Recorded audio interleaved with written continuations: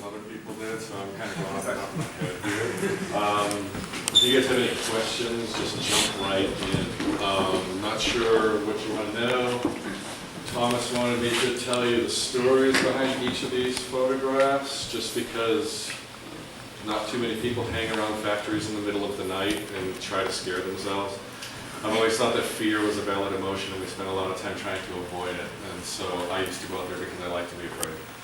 So it's not much to this one because I was out there looking for factories and I couldn't find any that night. So I photographed the house. This is in South Park. And the thing that interested me was this, you know, the aluminum foil that people put on windows, and I can never figure out if it means they're a drug dealer or they work it in night shift and they have to sleep during the day. I can never figure out what that whole thing is on windows. But it provided a nice reflection. I also liked all of these shadows here. And again, I don't expect anybody to know what I do when I'm doing this. So if you have any questions about what I'm saying, please just... Is that a UFO in that picture? Yes. I don't even know which picture you're talking about. They all have UFOs in it. This one? Yeah. Where? The street light. Oh, the street light. That's a street light. Oh. Glasses. It's a UDO, an unidentified extended object. This one here was really interesting to me because this is now a FedEx distribution warehouse down on South Alaska Street at Airport Way South. Everybody's probably driven by it on their way to Georgetown. We all go to Georgetown now and then, right? Years ago, this was a complex of buildings. It was the last place like it left in Seattle. I used to love going there because it was like 7 different wood buildings. One of them made spiral staircases. One of them made boats. Another one was filled with DDT and shoe polish. I don't understand why it was done that way. But when they started tearing this complex down, it took them about 2 years to do it because of all the asbestos in these, you know, the tiles on the side, the shingles and everything, plus the DDT and the shoe polish, which is apparently very poisonous. And when I first met my wife, who was over there, hi honey, silver hair, there she is. If you go to the website, you'll see lots of pictures of her from the back, because I do a series of her walking away. Right, yeah, okay, that's not a metaphor. So anyway, when she saw my work in a gallery, asked if she could do a story on me, we fell in love during the process, and at that while she was doing the story, we went to this complex and we went up on the rooftops and everything. But this picture here is really special to me because I was really probably more scared than I've ever been with any other photograph I've taken. Not that anything happened, but these places are much brighter in the photographs than what I saw when I was there. The time exposure makes them much lighter. So when I was standing in the pitch black, my car was down this alley, to the right, to the left, and out on the street. And I rarely went that far from my car with camera equipment in the middle of the night. So I was really afraid the whole time. There was a Richard Pryor you guys all remember Richard Pryor, right? Mm-hmm. Please say yes, I'm not that. Yes. So he does. Well, this looks like it could be the entrance to X-Well headquarters. Right, yeah, there it is right there. It's Mulder's light. So anyway, he used to do this thing with the deer getting a drink in the woods, and the deer would always go like this down to the water and then look around. And I always did that with my camera because I would focus so hard on what I was seeing. These are time exposures, very, very time consuming. So I always made sure that the compositions were really right. Yes. How long were the exposures for? The exposures are anywhere from 1.5 minutes to 8 minutes long, but I took more than one all the time because I didn't have a light meter that could read this type of exposure, and so I would take a number of them. But I was always like that in my viewfinder. I would realize suddenly, oh shit, I've been drifting too long. I look around, anybody gonna conk me on the head? So this was one of those places like that. This one was taken New Year's Eve, 1999, same night, right here. You can see I was in a flat mood, okay, flat right here. Everything I took that night was flat. This one took about 4.5 hours to get. The reason was, there's a street light over here, sodium vapor light, which turns yellow on film. By the way, in case anybody doesn't know, I still shoot film. None of these are computer manipulated whatsoever at all.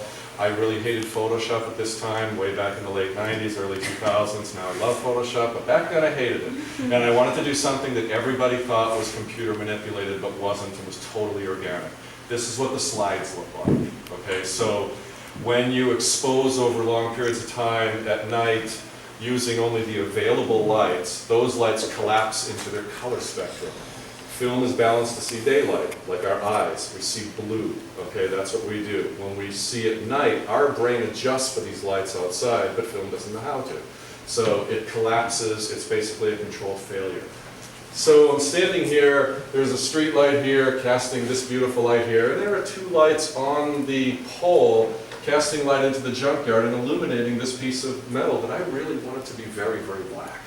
So these two lights each had faulty starters on them, and they both went off at different times, okay? So at some point, they synced up and both of them were off for 1 minute. At that point, I would get one shot. Then they would come on and do this shit for 20 minutes. And I'm walking around and it was raining the whole time. And I'm doing this and then I'm waiting, I'm timing them, and then they're both off again for 1 minute. And I was there for hours and hours. I got about 8 shots of it. This is the one I liked. There's not much explanation here. The lights inside of these windows are mercury vapor. Mercury vapor turns green or blue or anywhere in between depending on the age of the bulb or what it's reflecting on. These mercury vapor lights inside the building, the reason they cause the windows to glow minty like that is because the windows were filthy, rotten, dirty. If they were clean, we would have simply seen through the windows and we'd have some green, but it's that refraction and bouncing around on all those little particles of dirt that we just take for granted when we look at things. That we don't take it for granted when we freeze it and we look at it, but this is what I was seeing when I was there. And I did not set this up 3, 3, 1, 1. That was just there. I really didn't move the buckets. That was the composition.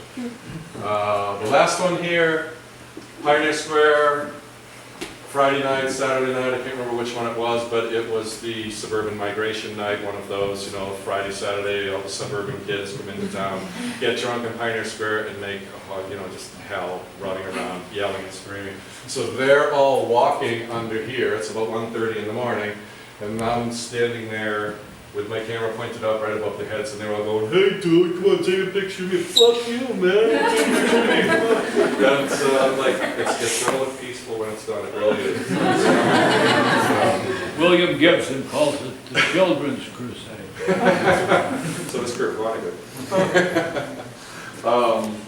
So that's basically it. That's Seattle Steam.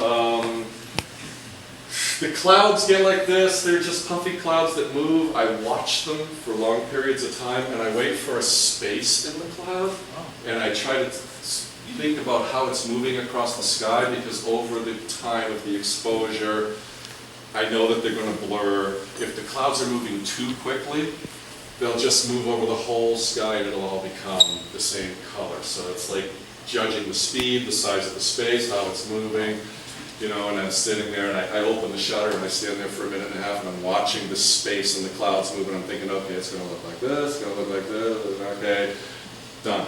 And it's a lot of practice, that's all, really. Anybody.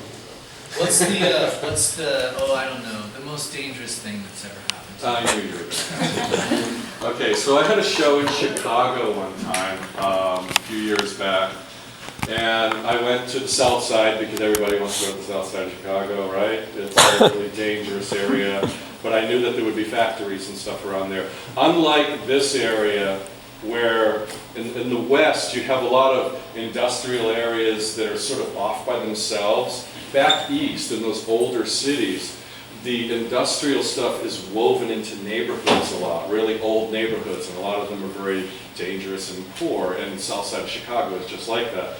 So one of the nights that I was in Chicago, I was there for a show, I went out to shoot, and I went into I don't really know exactly where it was. There was a really wide boulevard and a big housing project across the boulevard.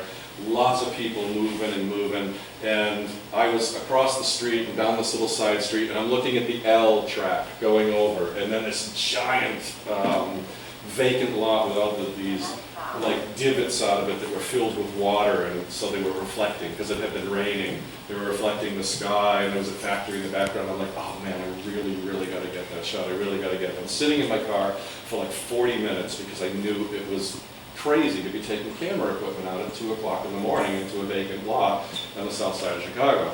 But every once in a while a train would come by in the alley, and I think, oh man, that blur would look so great. I got to do it. I sat there for almost an hour, and I chickened out, and I drove through town, and I drove around for almost an hour, and I just couldn't live with myself. I went back, I parked in the same spot, I sat there for about another 25 minutes, just scared out of my mind, noticing that nothing was happening, nobody came down this little side street the whole time I was sitting there, all these times. So I finally get my camera, set up the tripod, set up the camera, and I get like 4 exposures, and I'm like, yes, yes, I got it. And I go to get back in the car, and this car comes around the corner and screeches to a halt right next to me, like this close. 4 guys with the I don't care about that look on their face, right? And I'm like, oh shit, I'm opening the car, I'm putting the tripod in the back seat, okay, getting in the car, I'm looking for the keys and the fog and everything, and they're just looking at me.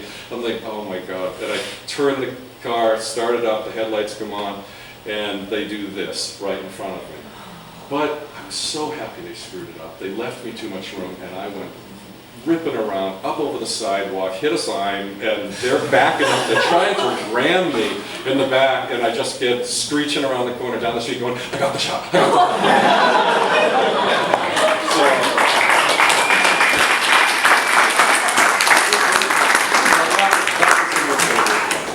Thank you, Tom. You're not gonna. Does anybody have any questions? No, you're not gonna top that. If you want to ask more questions, come up to him during the break or after the show. Whatever. So now wine and magazines, and yes, carry on. Everyone may stand now.